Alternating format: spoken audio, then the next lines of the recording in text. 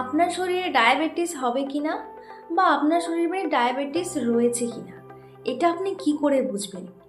এর প্রাথমিক লক্ষণগুলো আমাদের শরীর শুরুতেই দিয়ে দেয়। সেগুলো চিনতে আজকে 20 সেকেন্ডের মধ্যে সহজভাবে সবার বোঝার মতন করে বুঝে দেব। প্রথম লক্ষণ হলো যে খুব বেশি পিপাসা পাবে।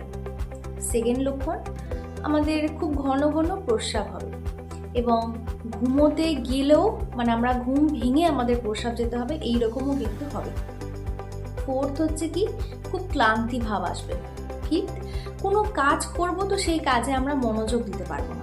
পরে আসি, ক্ষতস্থানে শুকোতে টাইম লাগবে এবং সর্বশেষ সেটি হলো ইনফেকশন। আমাদের শরীরে বারবার করে ইনফেকশন হবে।